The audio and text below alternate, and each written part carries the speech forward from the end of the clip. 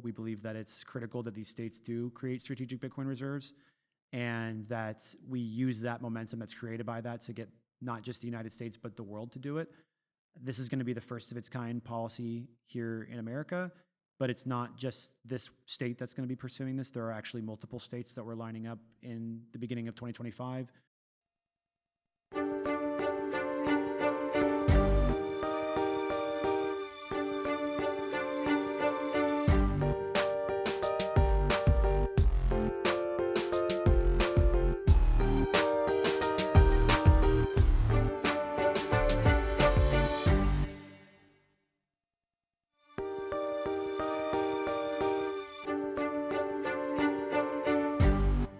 Dennis, we finally got you down to the real Bitcoin country. That's right. You posted that one time and you were flying over Bitcoin country, but it wasn't El Salvador, so we had to correct you. That's right. Yes, I'm happy to be corrected, but we're coming up on your tail fast. There could be multiple Bitcoin countries. There'll only be one first. There'll only be one first. That is correct, and proud to be here. Happy to be here chatting with you today. I mean, it took you long enough. Far too long, as some would say. Yes. Far too long. Some would say I should have come here many years before. Your parents would say that. Yes, yeah. A couple of people, yeah. They've been here for 15 years. Bitcoin brought us together so that we could reunite, and happy to be here in this beautiful country. And El Zonte, I mean, what a beach. What a beautiful place. Bitcoin brings people back together. It does, yeah. So I actually met Dennis's parents long before I knew him. His parents are missionaries here in El Salvador, and that's what brought us to El Salvador, is we work with a bunch of different missionaries here. And so I knew his parents very well. And I can't remember one time they asked me something about if I knew you or something. And so I was like, she's like, no, he's one of those crazy Bitcoin people. That's right. Well, the first time I heard about you, it wasn't a name. I just heard from my dad. There's a guy who likes Bitcoin in El Salvador. And I was like, yeah, Dad, there's guys that like Bitcoin like all over the world. And then like 6 months later, I see Jack Mallers flying down here and Peter McCormick coming down. And I was like, Dad, you didn't tell me that like there was a country about to go and adopt Bitcoin, make it legal tender. Yeah, it's just some guy doing the Lord's work down here. Yes. So it's, no, I'm stoked to have you down here. I'm sure your parents are stoked. What's your impression been so far? Honestly, I've been really impressed in a number of different ways. You know, I get a pretty unique perspective because my parents have been here so long. So I get to hear an outside perspective, I would say. Most Bitcoiners have a very narrow perspective. Wouldn't say it's wrong or incorrect, but mine's just a little broader, get a little bit more broader of the history. And I've been just really impressed, to say the least, with the place that the country is in. Mostly I'm staying in the city, so it's great to see the city developing. They're building. There's construction happening everywhere. The freeways, the highways, the infrastructure projects. So it's almost like watching a country just develop in real time. Building apartments. I'm staying in one of the new apartments down there. And so it's exciting to see this country move forward. It's doing it for a number of different reasons, Bitcoin playing a part. And so that's fun to watch Bitcoin play a part in the success of this country's story. Yeah. So I know now you're focused in the political space, advocating for Bitcoin. I think mostly on the state level in the U.S., but we'll obviously get into that. But first, would love you to kind of explain your Bitcoin story, what brought you into Bitcoin, and then how you decided to get into politics. Absolutely. So in 2017, I had found Bitcoin because a friend of mine had told me that there was this perfectly anonymous internet money, and I thought, there's no way, nothing on the internet is perfectly anonymous. And so I started to research Bitcoin just purely for and it's the first time I've ever heard of it in 2017. I started to research it just so I could prove him wrong. Nothing more fun than proving someone wrong for me. But while I was in there trying to prove him wrong, which I eventually did, as we all know in the Bitcoin space, there are privacy enhancements, but Bitcoin is not truly perfectly anonymous. But while I was in there studying, and I found so many things about the technology that I did really appreciate and did come to fall in love with. At that time in my life, I cared a lot about social impact of money and how there were so many people in the world that are underbanked or have no banking access whatsoever. Even today, 2 billion people are not banked. And so I saw Bitcoin very quickly after watching guys like Andreas Antonopoulos talk about it.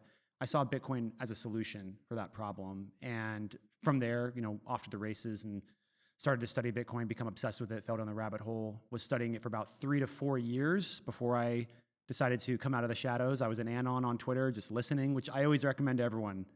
Listen and learn as much about Bitcoin as you can before you start speaking about it. It's a great way to get yourself in trouble over your opinions if you start speaking about it too soon. And then shortly after that, in 2020, 2021, I realized, I got to do something in Bitcoin. Because you had like health club or something, right? Or you were doing something in the health space? I was currently, yes, my family. So me and my significant other, we had owned 2 fitness studios. That's right. Yeah, Yes. So 2 fitness studios. We were running those for about 7 years, and we transitioned out of those recently after the shutdowns. It was just brutal. We wanted to get out of the space. And I also was very interested in, for me personally, the mining components of Bitcoin. That was really attracted to that. I was also really attracted to potentially like building an app in Bitcoin, but nothing really had materialized early on. So several years later, 2020, 2021's rolling around, the bull market's coming back. I see Saylor jumping in, and I'm like, oh my God, I gotta do something. I gotta do something, right? So of course, just like every average person, I decided to launch a podcast and start talking about Bitcoin and start to jump on Twitter Spaces. Clubhouse got popular for speaking about it, but eventually I really saw the need to jump into the political space, which I'm sure we can talk about here more at length. But ultimately, I just saw that we were going to run into a lot of problems where maybe Bitcoin is outside of the political system, but we as individuals are not. And governments can do what governments do, and they can interrupt our free ability to access technologies like Bitcoin. Yeah, I remember getting a call from you, I think it was a few years ago, when you were thinking about doing this and you were just kind of picking my brain. I don't know if you remember that, but we talked about politics and advocating, and I had a little experience. I had helped get a bill passed in the state of California, and kind of yes, I remember the conversation. The ins and outs and how you manipulate the political parties against each other. And we were trying to get a bill passed for my food business to allow you to cook fresh churros in like off a cart, and they had rules that wouldn't allow it, but they would allow hot dogs. So we played I was like, well, we'll just play the race card. We'll tell them they're racist against Hispanics if they don't let us cook churros. And so it was this fun process that took 2 years. We finally got the bill passed. It's a lot of work. So it was kind of funny because I'd been working with the health department before, and it's like, this is what I want to do. And they're like, nope, the only way you can do it is to pass a bill. And I'm the type of person, if you tell me I can't do something, I'm like, okay, I'm going to go pass a bill then. Yep. Yeah. Probably wasn't worth all the effort, but it was a fun learning process. I have the same urge to prove people wrong pretty consistently when they tell me I can't do something. So I love to go out and do it. So if that's carried me forward pretty well in life, and it's what's probably at the epicenter of what launched, how we launched Satoshi Action. A lot of people are like, oh, you got to stay away. Bitcoin and politics are separate. You got to stay away from the government. But this isn't going to work. The government's going to ban it anyways. You might as well just duck and hide and move to El Salvador, so to speak. So, it's very exciting though to be able to secure wins for Bitcoin in the political space, despite some of the skeptics. But I think a lot of people have really come around now to just the value of onboarding your own government, your own country, your own city, your own state, so that you can really benefit from the technology. Yeah, it definitely. I mean, we've seen here in El Salvador, and we've always been clear. We think Bitcoin is bottom up, that it's not top down, that it's grassroots driven, but it makes it so much easier if the government isn't against you. And so, a lot of times you just want them to at least be neutral and stay out of the way. But if they're positively disposed to it, it definitely makes it more helpful. Yeah, I mean, obviously, you always want the government on your team if you can. I mean, there's like a bunch of old sayings, but one of my favorite ones is that you might not be interested in politics, but politics is interested in you. And so it's like you could, pretend like this world doesn't exist. You can stick your head in the sand, and that could work for a long time even, but I think eventually it is going to come around to haunt you. There's another saying, it's like if you refuse to acknowledge your responsibility to work in government, the people that despise you are going to work in government, and you'll be governed by your inferiors, or you'll be governed by fools, right? So we want to make sure that people who deeply understand Bitcoin are in government, or are at least being advised by people who deeply understand Bitcoin. So is what you guys are doing, is that because they're lobbying? Are you lobbyists? People call me a lobbyist a lot. I don't take offense to it. I just think it's a misclassification of what we do. A lobbyist is like a hired gun.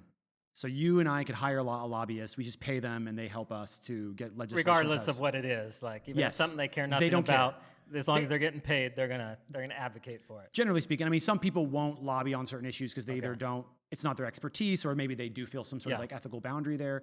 But generally speaking, you'll go to a consulting firm that is a lobby shop, and you'll say, this is what I want to get done. This is what I'm trying to do.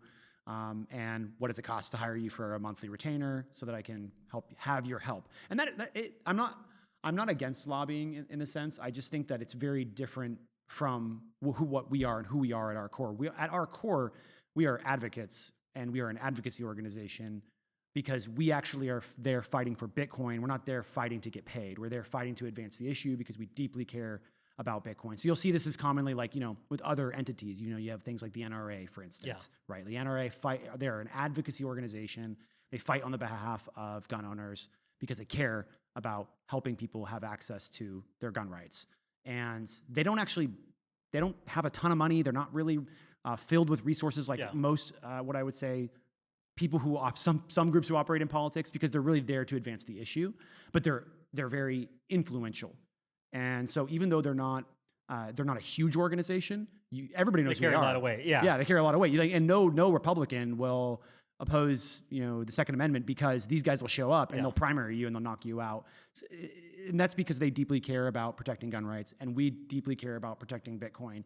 And we'll essentially, I wouldn't say do whatever it takes, but we will exhaust all resources, we'll exhaust all tactics, all efforts to advance the cause of Bitcoin and make sure that Americans have access to Bitcoin. And then the great thing that's really exciting about the work that we've done is it's evolved into helping the world have access to Bitcoin because of the success that we're having in the US advocating for Bitcoin. Other groups, other lawmakers, and politicians all across the globe are reaching out to us and saying, how do I do what you're doing in my country? The benefit of being in the US is, we have a lot of very big Bitcoin holders and a lot of big Bitcoin companies, and they are willing to fund what we do. That's what we're funded by, is by Bitcoiners and Bitcoin companies who care deeply about these issues. But in other parts of the world, they don't always have that. And so we're really honored to be in a position to utilize some of our time and our energy to help parts of the world where those resources just aren't available. So, I would like to circle back to that and talk a little bit about the international. But first, how do you go about, you kind of decided you wanted to do this. How do you go about becoming an advocacy group? I mean, how do you get your first people willing to listen to you? What were the steps that you took to make that happen? It really was about coming up with a vision and a strategy, right? Because you can have a vision politically, and if you don't have a strategy, you won't be able to enact any of your vision or your mission.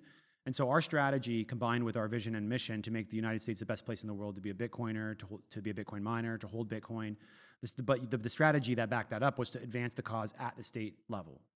Most people want to go to the top, bottom down. We go from the bottom and work upwards.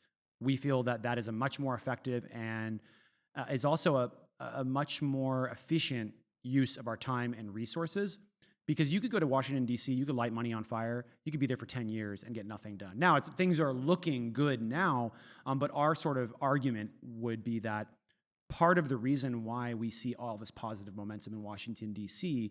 is because of the work of advocates at the lower levels, working to push things up, showing that there's popular movements taking place, showing that it's politically popular to pass pro-Bitcoin legislation into law. When lawmakers are trying to identify, what are they going to do, what issues are they going to support, they're politicians. So they're going to look around and say, okay, they passed this law over here, here, and here, and here, and this member of Congress is endorsing it, and that guy over there is endorsing it. Okay, there's something to stand on here. Because the funny part is I'll hear from people who say, I've been a Bitcoiner for 7-8 years as a lawmaker. In the back of my mind, I'm always like, I'm wondering what took them so long to come out and say that, and also to advocate. Because when I hear them talk about it, I'm like, they clearly understand the technology, but I think it's just that foundation of support that they know is going to be there for them. Because whether we like it or not, politicians are going to care about whether they get reelected, and they're not going to put their entire career on the line just for one issue. But now that there's all this positive momentum, things like right to mine passing in 2 states, we also had our Bitcoin rights bills pass in 2 other states. And also that from there, the GOP adopted the language from those bills. The right to mine, the right to self-custody are now part of the GOP party platform. and then all of a sudden you see Trump endorsing it, and then you see Senator Lummis coming out with their strategic Bitcoin reserve bill, and Trump endorsing that. There's just so much momentum, and that really was also very much captured by, of course, the overtake of Congress and the incoming Trump administration, where they're vouching and endorsing for this stuff. Now we're seeing this just like, insane amount of momentum when it comes to getting legislation done. So are people at the different state capitals more willing to listen to you now and have you come in and educate their staff? Absolutely. It was for a while. So when we launched, it was June of 2022. It was right in the middle of the FTX SBF collapse. I mean, it was an absolute disaster out there. Where politicians didn't want to be tied to that at all. Yeah, so like we would get meetings. They were kind enough to meet with us at times, not always, but at times they would be. And sometimes they'd be like, "Aren't you guys like? Isn't this like done? Like, didn't it like all go away? Isn't it all just like a fraud now? Bitcoin over? Yeah, isn't it Bitcoin dead?" And so that was a very difficult time to get people interested, but we were able to do it. Our team. Everything from our policy director to our board to my co-founders, we're just very, very good at what we do.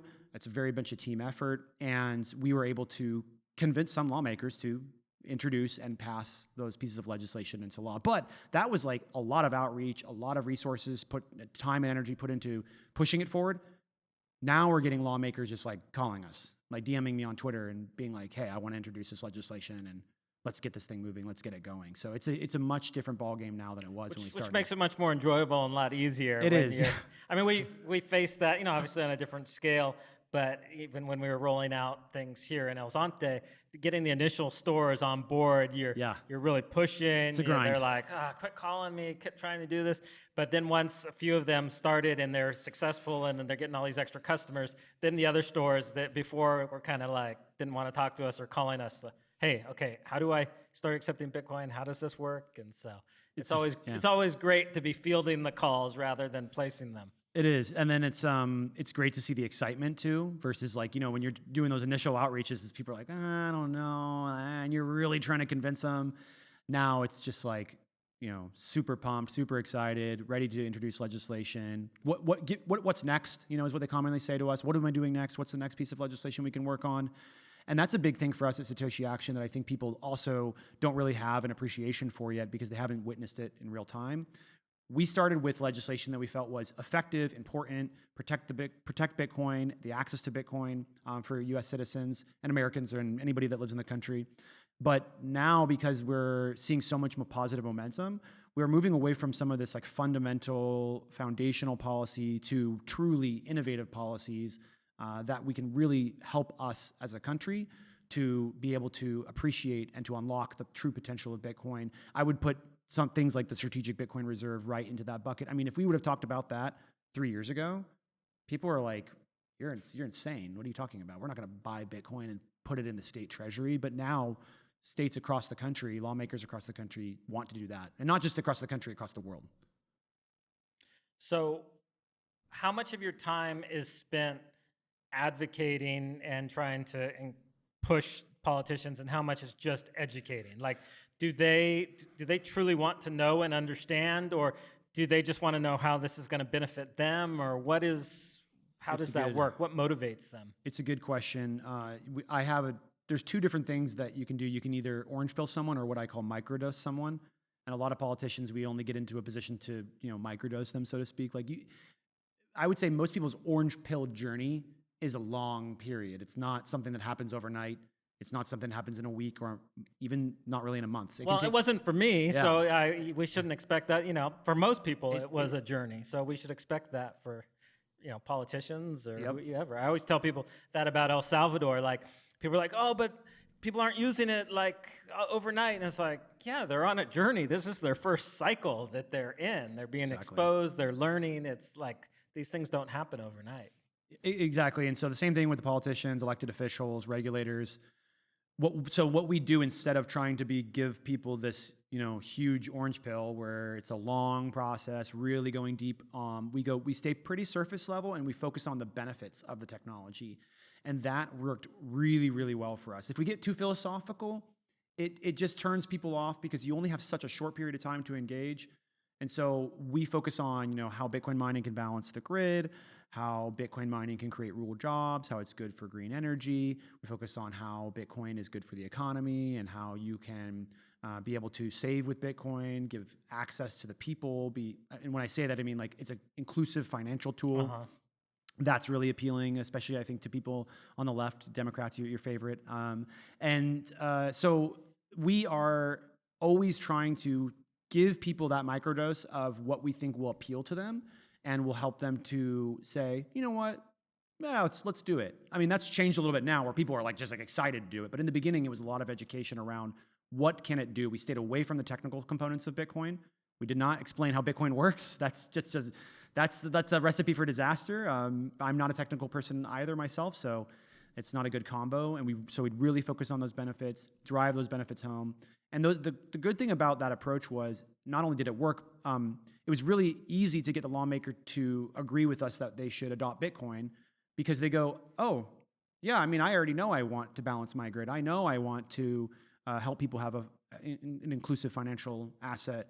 Okay, yeah, that sounds great. Like maybe I misunderstood this technology, but you seem like you know much better than me about it. And oh, you're doing this research and you're backing it up. Okay, great. Let's give it a shot. And honestly, what I love about the state lawmakers is they're willing to take bigger risks with policy. Like in DC, no, they're very risk averse, and they don't like to put their careers on the line because they're at the pinnacle. Yeah. You know, you're at the bottom. You're like, screw it. Let's give it a shot. That's part of the beauty of the state system Yeah. that we have is you can see how things work in one state versus another and have all these kind of sandboxes going on with things. So we call it the laboratory of democracy. You can try so many different things out. You can innovate and you can figure out what the best solution is. So we certainly view trial and error as a part of our method to the madness, so to speak.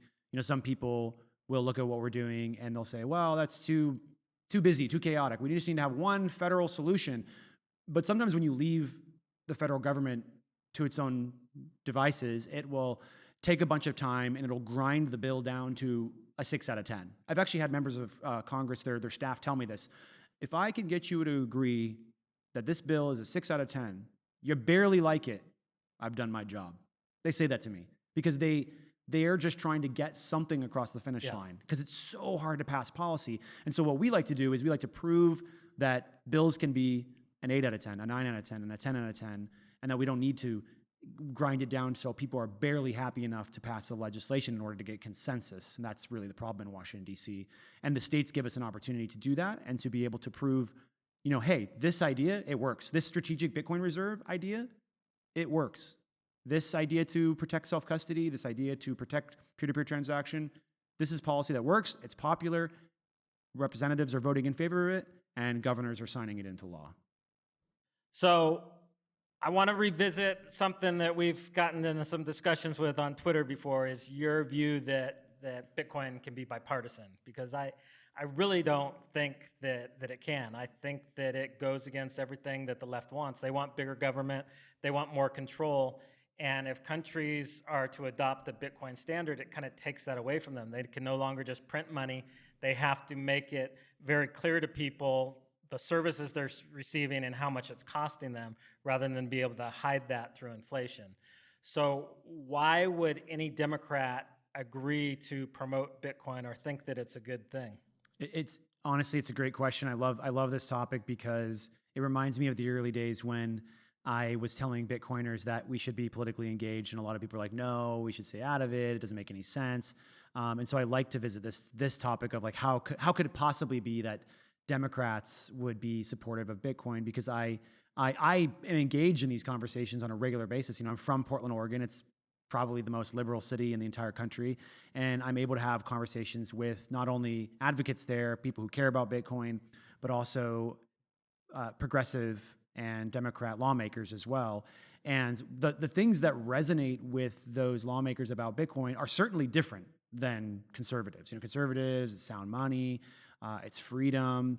For Democrats, though, and progressives, it's much more in that line of how Bitcoin is a truly financially inclusive asset or tool or money, and that anybody anywhere in the world is able to use this technology regardless of race, regardless of sex or gender or religious beliefs, political beliefs, or immigration status even. You have access to a financial tool, no matter where you are. Yeah. And then, But are they willing to give up the government control to get that? Because I understand that, and Yeah. that's where I a lot of times find myself more agreeing with people that are more liberal-minded, because I care passionately about those ideas. But I find most liberals are not willing to give up the government control side, or the idea that government needs to be the one doing it, not individuals, that only government has that answer. Yeah, of course. I think in that side of the conversation, I would have to say that it just really depends on how much you think Bitcoin is going to like destroy or take away the ability for the government to, still have its own currency and utilize its own currency. I'm of the opinion that Bitcoin and the dollar like survive into the future for a long time. But the primary reason is because I believe that Bitcoin will act as a check and balance against the dollar, and that it will help lawmakers to be more responsible, because the individuals now have the opportunity to exit that system if they feel like that system is being abused. So I guess it's when you say, are they willing to give that up? For one, it's going to happen either way. But on top of that, I just don't think they think that is going to go away. Like, they're not thinking they're replacing or sacrificing. And I will say again too here is, Democrats. There's a lot of Democrats. They don't necessarily like all of the excess spending. They don't like all of this fiscal irresponsibility. I know it's much more popular on the right as a championed issue, but there are plenty of Democrats who say, "Oh, I'm actually much more of a libertarian, progressive libertarian. I care more about people just being able to do whatever they want to do and just stay out of my business." Right? So there's a lot of political undercurrents that exist in the world that we don't always get to see because they don't get into power as much. And also, beyond that, both the left and the right like to characterize each other. And so what they'll do is they will say, well, Elizabeth Warren or, someone else in the federal government who is really opposed to Bitcoin, they'll make them the caricature and say, well, this is what all Democrats are like. And that's just not really true. Like, you can't characterize an entire political party, which is a huge, these even Republicans. Yeah. If you just break it down to, conservatives versus moderate Republicans, they fight all the time. They'll primary each other. Some of them hate each other. They call them rhinos, right? Republican name only. It's the same on the left. You have progressives, and you have liberals, and then you have, moderate Democrats, and they fight all the time too. And it's really just, I think the problem is that the people who have been winning in these parties a lot of times are the ones who are like, yeah, print more money, because when you print more money, you're sort of allocating power to yourself, and then you put yourself into power and say, I'm going to give you all these free things, and really, if we're being totally honest, both sides have really started to, I think, abuse the money printer to an extent. No, it's definitely not just the Democrats. It's the Democrats made it popular, that's for sure. Yeah. So when you're out there talking to politicians, though, I have to imagine that Republican politicians are much more receptive on average than your average Democrat. Yes, but that's changing. And the reason I think, so my explanation, at least what I think is the reason why we see Republicans being the first ones to really truly be on board with it is a little bit of a history of who learned about the technology first and who advocated for it first. Because we saw, of course, libertarians really jump on board with the technology first. And I think libertarians also learned that they can't win national elections very effectively or very consistently. So a lot of those libertarians, especially around the Ron Paul era, which is literally right around when Bitcoin was starting to get popular, I would say it's just a little bit past that era, they injected themselves into the Republican Party because they're like, well, we can't win elections, so let's go ally ourselves and inject ourselves into the party that we're most aligned with. Even some people in my own team, I would say that's a story for them. And they started to explain why Bitcoin matters to Republicans. But nobody was doing that for Democrats. And so I think Democrats have just been it's a big lagger behind libertarians and Republicans, because no one's out there saying, this is what's great about Bitcoin, and this is why you should like it. Even those ideas of Bitcoin being money you can't discriminate with. Like, how often do you hear people saying that to Democrats? Not very often. But when they hear it, they go, oh, well, I like that. Oh, it's you can't discriminate with it? And you can bank the unbanked? I would say the historical Democrats, there was a lot of things I used to admire about the left. Their advocacy for free speech, their really being for the little guy. But I feel like the things I actually admired about the left, they've walked away from those. Now they're the wealthy party of big business. They want to censor everything. And so do they still care about those things? Are there people in the party that still? Absolutely. I mean, it's both sides, right? Like you see parties change dramatically, over time. There's been huge swings in which parties are the party of freedom and which parties are the ones like, Republicans are traditionally the party that freed the slaves, right? And then all of a sudden the Democrats are now the party of the African American community. So you see these big switches over like who's owning an issue. And that's going to happen over and over again. And I think also, parties will become there will become things that become problematic when parties are, I would say, gaining power over time for too long. I would say the left and progressives and even the far left have had a lot of progress over the last 20 years. I've actually told a lot of people I think that's switching. I think conservatives and Republicans are very much in the driver's seat right now, and I think you see that globally. I don't think that's even just an American thing. Yeah. And so what's going to happen is almost like how would you make the comparison? Well, it's like the pendulum swings so far to one side, and then it that's exactly right. That's a good one too. But there's also like in the what is it when like a cell when you start to lose your calories, your body goes down, it kills off the cells that are like not adding value or the weaker cells. So if the left is going to go through that process, I think you're going to see some of the more problematic policy positions of the left be shifted and be geared back towards to the middle. I think that's very clear that there was even an attempt to do that in this presidential election. A lot of people thought I was crazy, but if you looked at Kamala Harris's race very closely, even though she was, her whole career a progressive, Republicans would say she's far left, in her campaign, she was saying things like, well, her campaign slogan was freedom, right? When have you ever heard Democrats make a campaign slogan be freedom, let alone for the presidential election? And then she also said, I have a gun, and I'll shoot someone if they come in my house. I've never heard Democrats say they have guns or they're going to shoot anyone. So I think there's an understanding on the left, and I talked to a lot of political commentators and people that are not popular. They're just sort of, I think, behind the scenes very much influential when it comes to messaging and understanding like where things are going. And they are and these people are like super far left. Yeah. They're like, the country is moving very far right. If we want any Democrat progressive policies to be successful, we're going to have to recognize that and stop saying that, oh, this is just Trump is just a flash in the pan, or Trump is just some trend that's going to die. Like, no, this is a global shift, and that they need to start acknowledging that if they want to win elections. I think it might take a little bit of time, but there will be certainly, and I'm not going to pick which policies should come and which should go, but definitely there are some policies within the Democrat Party, just like the Republican Party, that I think will shift over time and will improve the chances of Democrats to appeal to a broader audience. So how much do you think Bitcoin played into this election as far as the stances that people took? Was where you had Trump and then RFK, who obviously came on board with him, that were very pro, and Kamala that was vague or indifferent. I'm glad she was at least vague or indifferent. But though. part of a party that was very anti, Yes. and Well, we had the anti-Bitcoin army and political anti-crypto army. What did she call it? I don't know. Anti-crypto army.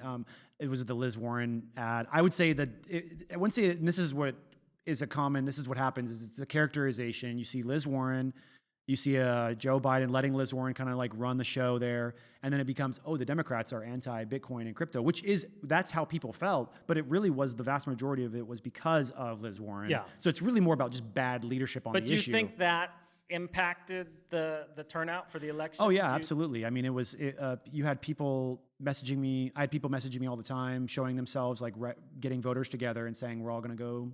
And these weren't people just being like, oh, I'm going to go get my neighbors together. There was like full-blown advocacy like projects that were developing sort of grassroots. They were like, we're the crypto Trump bros going around, or the Bitcoin Trump bros going around, driving people to the voter polls. So certainly, I do believe it had an impact. To what extent, I think we'll probably have to wait and see, do some data, figure out what that was. Sorry, go ahead. No, but this is just one quick point I think that was important.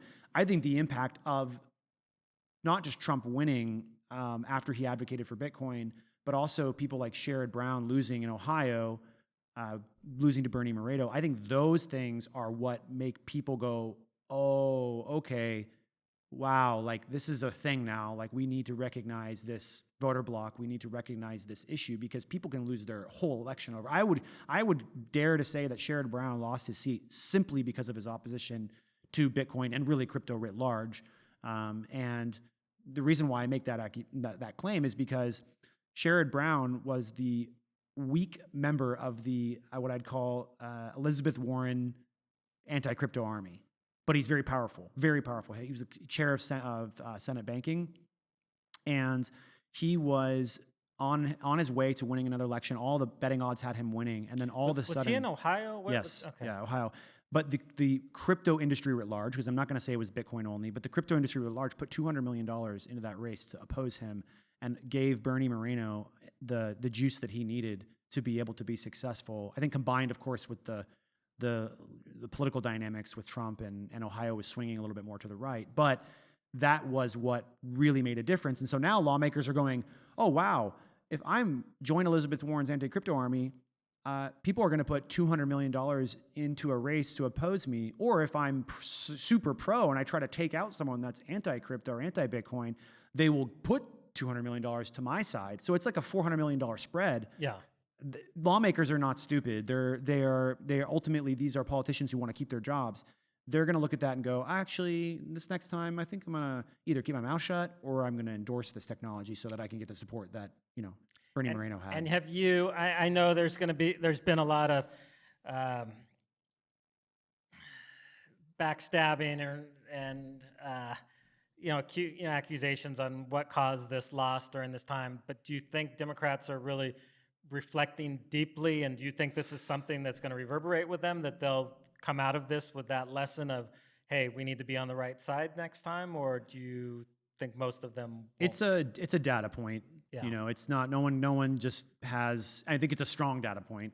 I don't think it's the only thing. What it will do is it will open up the doorway now for people like myself and others who are spending the time advocating for Bitcoin, whether it be at the state level or Washington, D.C., to get the ear. They'll be more open now. Like, let's at least hear them out. It's not like they're going to wake up and be like, well, I'm pro Bitcoin now. Or, Yeah. So certainly it's a strong data point to go, oh, wow, Sherrod Brown just got obliterated. And there were other members of Congress that won their races who were very pro Bitcoin. Dave McCormick in Pennsylvania won his Senate race. He was not expected to win. He's very pro Bitcoin, and we helped him to go see a Bitcoin mining site, the Frontier Mining, and they managed that site out there. Was previously Stronghold, but then Stronghold sold it to Bitfarm. So, but needless to say, there's this Congress which is just like filled with pro Bitcoin people. I don't know if it's a majority, but it's on the cusp of being a majority of members of Congress. I think it's 250, and there's 538 in total. So pretty close. Wow. So you had mentioned early on that you guys are starting to field calls internationally. Is that from people that are like, they want to advocate within their own government, or is that people that are in government that want to figure out like, oh man, first we saw El Salvador, and now it looks like the U.S. is like all aboard the Bitcoin train. Like, we need to figure out where we fit in here, or what's kind of motivating them? Yeah, I mean, so to answer the first question, it is not only advocates. There's tons of different groups out there all over the country, all over the world, I should say, that are somewhat similar to how we approach it. Some are associations where it's more of an industry thing, and then some are focused on just true advocacy. But definitely those groups are reaching out. But beyond that, we have lawmakers in countries all across the world that are now saying, wow, okay, like this is what's happening in the US, as you said. I should do something here. I want to stake my claim on this issue before the opportunity is gone to make a difference, not only for my country, but of course, as a politician, you're always looking for ways to, I mean, it's your job, you're a representative. Yeah. You're looking for issues that are okay, that's gaining ground. That's the right way to go. I'm going to just get right ahead of the curve, and I'm going to be able to... They're reading the tea leaves of like, hey, I can be in the right skate to where the puck's going, and that's and right. I'll That's look one of my favorite sayings. So yeah, so they're just like, they're helping their people, but it's also helping their career. And that's also one of the things I really love about Bitcoin is it tends to be that you can do good for the world and it can be good for you also at the same time. Like usually we see in a lot of nonprofit activity. I mean, my parents are in this world, been in nonprofit world. I even lived in Mexico for 3 years with them doing nonprofit work. Usually when you're out there doing nonprofit work, it's more about other people. But when you're advocating for Bitcoin, I don't know what it is, whether it's economic value, or could be something completely different. It tends to return a lot of value to you. I'm sure you could speak on this a little bit. When you advocate for Bitcoin, when you advance Bitcoin, it brings a lot of I don't know what any other word is than value. It brings a lot of opportunity to you. Yeah. It advances your life in ways that you can not even really probably have imagined when you first got started. And so politicians are benefiting personally when they advocate, and their countries are benefiting, and we're having those conversations with lawmakers across the world. Is this live No, or is it it's so? not live. We're in contact with 7 different countries right now, lawmakers in 7 different countries who are ready to introduce legislation. I can't say, we haven't nailed down on specifically what they want to do. Everyone's very interested in the strategic Bitcoin reserve idea. And then there are, state lawmakers in the US doing that same thing. It's like, So just what's not driving their motivation? They just feel like, hey, if the U.S. is going to go this way, we want to be a step ahead. Is it, or they It's feel competition, like, yeah, a little bit, yeah, definitely. I mean, the lawmakers compete. They're always competing with each other. They're always countries are competing. They're essentially like businesses to an extent, and they want to attract the business and the opportunity to themselves. But again, it's also just Bitcoin's also going through the roof right now. What do we like? We might be over 90,000 right now. I'm not sure. I haven't looked at my phone in a second, but we were at 89,000 when we came in this room. That is also, people are seeing the hype there. And then I think last cycle was a lot of people's first time being exposed to this stuff, especially in the political world. So the fact that it's come back and it's raging back into popularity, people are starting to catch on that, like, this is not going away. I better start staking my claim on this opportunity before other people do. yeah, like we were saying, after FTX, they thought, oh, it's done, it's over. But the fact that it's resurrected and stronger than ever, they starting to realize that, that makes a lot of sense. Are you seeing any trends on like what regions of the world the countries are interested? Are you seeing it more from developed countries or third world developing countries, or is it kind of across the board? It is across the board. It is across the board. Definitely, we see global South happening. I would say predominantly for me in that situation, it is the Latin American countries that I have seen some major progress in, but also there's European countries in that mix as well. So there's definitely, U.S. is theoretically the most developed country in the world, at least the most powerful, and they're doing it. So if they're doing it, then it sort of opens the gateway for really any lawmaker in the entire planet to do it. And the best part is that, so there's a lot of things that are coming together at the same time, which is that U.S. is bigly endorsing it, going all out on it right now. Hopefully we can secure some major wins over the next several years. But because we as an organization have the track record of introducing and passing legislation into law, and then we have all this academic research we've done, peer-reviewed research we've done, it puts us in a position when we reach out to people and they'll say things like, oh my gosh, this is exactly who I've been looking for. I've been waiting to find someone like you because I don't really know what I'm doing. Senators, they've got whole teams, right? They've got 30, 40, 50, sometimes if they're in leadership, even more staff members, and they can direct people to go focus on this issue. State lawmakers and lawmakers in smaller countries or less developed countries, even some well-off countries, they don't have the resources that a U.S. senator would have. Like Senator Lummis has a whole team. She has multiple people on her team that are like very good on Bitcoin and digital asset policy. You go to anywhere else, the vast majority of lawmakers don't have access to those types of staff members or resources. And so when we can come in as a third party and step in and say, we will be the group that helps you get this stuff across the finish line, they are just like, thank you, like huge open door, like please help me. And we will bring and deliver one-pagers, we'll bring the research, we'll bring model policy, and we will fly, we'll show up, we'll testify, we will get on calls, we will go do educational lunch and learns with the lawmakers there. We'll be doing one-on-one meetings with members before the committee hearing. So there's a lot of work that goes into it. And so that's why oftentimes on new issues, lawmakers won't take on the new issue because they can't do all that. Yeah. So when we come in and say, we'll do it for you, it's my full-time job, they're like, yes, please, like, let's go. We can move really fast with this. And it gives them the confidence to move forward on an issue that they know that they want to do, but they might not have the confidence to do. And is it, from my understanding, the majority of this work happens with staffers, that most of the people that are officially in the roles, the senators or the representatives, they're spending most of their time just dialing for dollars, trying to fundraise and do that. Yeah. And their staff is the one that develops most of the policy. Is that what you found, or do you find in this space that there are actual politicians that are personally vested and want to dive into the details? Only someone who has political experience would know that that's the case most of the time. That's a great question. Certainly, there is a lot of times where the staff does the vast majority of the work, so it's a great question. But we do, in those places where there is not the resources to hire staff. I mean, some of these state lawmakers are basically volunteers. They're unpaid volunteers, part-time. So if they're not getting not paid, the ones from California. No, yeah, they do. California, New York, Texas, all the big, Florida, all the big states. They certainly have the resources, but the smaller states and the smaller countries, they don't have resources for staff. Sometimes they maybe have a little bit of money for staff, but they'll share the staff.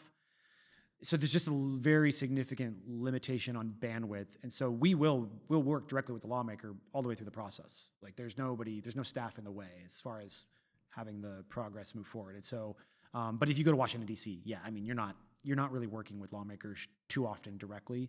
You'll do the little meetings and the meet and greets and the cameras and the photo ops, but that's really what those lawmakers, when they're at the pinnacle of their career, that's what it becomes. It's much more of the front or the face of their office, whereas the staff is the one doing the vast majority of the work. We often say in Washington, D.C. and other major countries, the staff rules the world, or the staff rules Washington, D.C.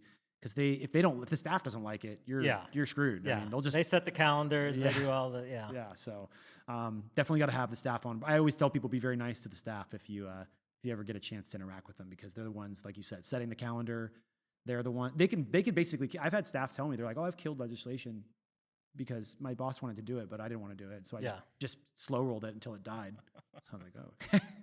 All right. Good to know. So do you think that a strategic reserve is a good thing? Because I have very mixed feelings on that, especially at the federal level. I like the idea more at the state level, where you have the states competing with each other. At the federal level, I feel like it, obviously the government can't co-opt Bitcoin because of the way it's designed, and so I don't have those fears, and in some sense it's admitting that they've lost, and over time we'll have to give up the printing press, but I still have a general unease about seeing governments accumulate large amounts of Bitcoin. So I'm curious to your take.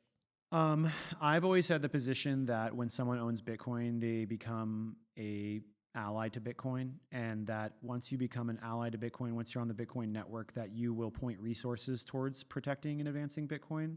And so that's my general underlying thesis. I do appreciate the fears around, or the concerns around, governments using their position in the Bitcoin space to, subvert, maybe it could be potentially development. It could be, I think the more valid concern is like, are we going to just say, okay, well, we're going to own Bitcoin now, let's just go criminalize everybody and take their Bitcoin? I think that's like a legitimate concern. And that's why also we at Satoshi Action really deeply care about protecting the right to self-custody. So it's a bucket of policy.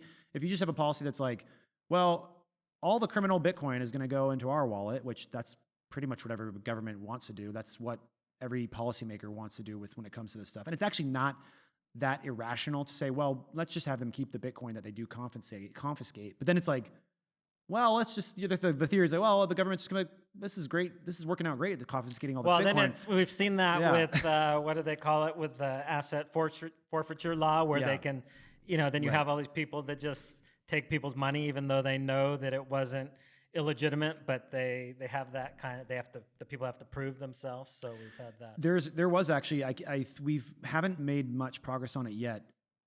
I'm very interested in that type of stuff. I'm keenly aware of the need to protect from civil asset forfeiture. Yeah, that's what I was trying to get at. Yeah. And to make sure that you can't just, take someone's Bitcoin from them and just without due process. I mean, at the end of the day, due process has to still matter. If you're in a country where due process doesn't matter, and it's like, well, I mean, there's nothing you can do about it. But in the U.S., due process matters, and we want to make sure that we also don't allow civil asset forfeiture to someone just to look in the car and say, well, you got some Bitcoin there and you got a gun there, and I think you were over there earlier. I think I might have saw you at where we thought a crime might have taken place. So we're going to take your Bitcoin. That is theoretically could happen, but there is a lot of efforts underway, not within the Bitcoin space, necessarily, but just writ large where there are people who fight back against that type of behavior and who want to ban any type of civil asset forfeiture. I'm very supportive of those Yeah, movements. no, And, me too. yeah, we've talked to those people. It's insane that we- they can do that. We've told those people we want you to add Bitcoin into that movement. If someone finds cash in your car and you're trying to protect that from being forfeited, like these groups that do these types of they're like a legal group essentially. Trying to remember the name of them right now. Maybe it'll come to me. But they protect against those forfeitures. We think the same thing should be true if someone finds a seed phrase. Like you can't just go in and take people's stuff. Like it should not be allowed. So what is the issue that you are most focused on for this next year? Is there one single issue that you think is vital and important that legislation's passed, whether it's at the state level or the federal level? I mean, it's a mixture of, there's what I always tell lawmakers is I say, there's the exciting policy, strategic Bitcoin reserve, that everybody's talking about it, everybody wants to do it, but we should also keep our eye on the ball when it comes to securing like foundational wins. So don't just get distracted with the big shiny object. Like, yeah, like go do it. But if you really want to make progress for the issue, you should also be caring a lot about just getting the definitions in place, like the most basic form of legislation. Like make sure the definitions are in place so we actually know what we're talking about when it comes to Bitcoin in the code book, in the law book in these states. And then from there, it's protecting the right to access the technology, making sure people can access it. There's some other really interesting policy innovations out there people are talking about. I like this idea of working with the pensions so the pensions can buy. We've been working with state treasurers for that type of work. But really, at the end of the day, I think that I worry about access the most, so I always want lawmakers to protect access. But I also want to make sure lawmakers are pursuing the policy initiatives that they find valuable, because that's the stuff they're going to fight for. Like, if I try to convince someone to do a policy that they're not interested in, then they're not going to get up they're not going to get up and testify and say, this is why we need to do this. They're not going to convince their fellow lawmakers that they need to pursue that policy initiative. They're not going to risk their political capital on it. So for us, it's really just finding what they care a lot about. Fortunately, that's not difficult right now to convince people to do some of the more, more innovative, more cutting edge, so to speak, policies like strategic Bitcoin reserve. I guess for me, it's just what's the most innovative thing that you could do, and then let's also focus on those basics that you could get done as well. Are you seeing any movement, and maybe because you work mostly at the state level, this wouldn't be relevant, but the movement to treat Bitcoin as money so that the capital gains tax issue goes away, so that when people spend Bitcoin, they don't have this accounting nightmare that they have to? I personally am a big fan of that. I think it's around the corner, so to speak. Like it's like beyond the Overton window right now, but just by a little bit. People have continued to ask me that, like, well, why aren't we doing? It's more important that we do this, and I can see that. I can see why people would feel that it is more important. But sometimes it's just about doing what's possible than it is about what's like the most important way to unlock Bitcoin. Because if we ban cap gains on Bitcoin, which I just tweeted that out like yesterday, then that's huge, because you don't have to go through all these accounting nightmares. I mean, I think the vast majority of people just don't spend Bitcoin because of the tax implications. It's a nightmare to track it. Yeah, so I used to fight for legal tender here in the United States until that became a bridge too far. But the main reason why I really fought for it was because I wanted to get rid of capital gains. And so we're always exploring other ways to do that. We have tried, it's been very difficult. We haven't done it successfully yet, to do de minimis exemptions. Mm-hmm. So $200 de minimis, if you spend below 200, you can not pay capital gains on your Bitcoin transaction. I like that type of work. Policy isn't always about going for the whole, it's like throwing for touchdowns at the 1 yard line, right? Yeah. Like, it's like, you just don't do that. Like you move eat the away ball, at it. And you move the ball down the line and you make progress. And then when you get to the 20 or the 30 yard line, that's when you start taking shots at the end zone. Same thing with policy. So that's why I like the idea of doing like a de minimis incremental increases. We do our de minimis peg to inflation too. So it's not like you can, like the SBA with the $10,000 money thing, that was a lot of money back in the day to have to report. Now it's like nothing. Like, I think they did the equivalent. It's like $80,000 or $90,000 equivalent. So same thing. We want to make sure that doesn't happen with the de minimis exemption. So it's pegged to inflation. But I do like that policy vertical. I do want to spend more time on it. I don't see it happening now, but that could change very rapidly. Is there anything else you want to cover? And obviously, at the end, we want to make sure people know how they can support your work and the organization. But is there anything else that we haven't covered? That Well, there's big news coming tomorrow. So breaking news, Dennis? Breaking news? big breaking, maybe huge breaking. Yes, definitely some big news coming out tomorrow, and I'm very excited about it. We can talk a little bit more about it at the end here, but the state of Pennsylvania is going to be introducing legislation to make Bitcoin strategic Bitcoin reserve in the state. We've been working really hard to make progress on this vertical. We believe that it's critical that these states do create strategic Bitcoin reserves, and that we use that momentum that's created by that to get not just the United States but the world to do it. This is going to be the first of its kind policy here in America. But it's not just this state that's going to be pursuing this. There are actually multiple states that we're lining up in the beginning of 2025. The 2025 legislative cycle starts in January. You know, the state cycles, they don't go year round. Most of them. California is one that's year round, but most of them are not year round. But we're fortunate to be working with a lawmaker in Pennsylvania who is very interested in moving Bitcoin forward. He was the one who helped us introduce legislation to protect Bitcoin rights in the state. And he is, he just rang us up. He's like, let's do it. Like, let's make progress on this issue. We were fortunate to pass that bill in the House for Bitcoin rights in Pennsylvania, and we're looking forward to, it's the end of the year, so it's going to be close, but we're looking forward to hopefully getting it passed in the House and then out of the Senate by the end of 2025. What would that look like just in the nuts and bolts practical level? Like a certain percentage of tax income would flow into Bitcoin? Up to 10% of the Treasury. For other states, it'll be like their permanent fund. So any fund where they're able to hold assets, we want to make it so that they can put up to 10% of that in Bitcoin. And I actually don't know how that works right now. Are there states now, did they hold like some of their funds in like stocks? Yes, or other things? They do. And they have like the treasurers. Depends on the state, but the different states manage them differently. But yeah, there are certainly treasuries that hold different types of assets. Most of the times it's like bonds. It's very de-risked stuff. So we think that not only gold and silver too, really common, big gold and silver movement, like in this country saying we should add we should add gold and silver to the treasury, sound money. We have also partnered with groups that are working on those types of things to say, well, let's make Bitcoin, let's do it all together. Silver, gold, Bitcoin. So there will be legislation in that regard, which will be coming out in 2025 as well. So there's a lot of different ways to do it. Our goal is always to find the way to get it across the finish line. So some of this legislation will be crafted differently. Some of it will be more targeted to be Bitcoin specific. Some will be less specific, with the hope and probably the belief that they're not going to add anything else in there other than Bitcoin. Like, why would you add? You're not going to add like a Dogecoin treasury, so to speak. So there's different ways that we'll approach the legislation, but ultimately, at the end of the day, it gives these states the ability to add Bitcoin to their treasury and to create a reserve for themselves.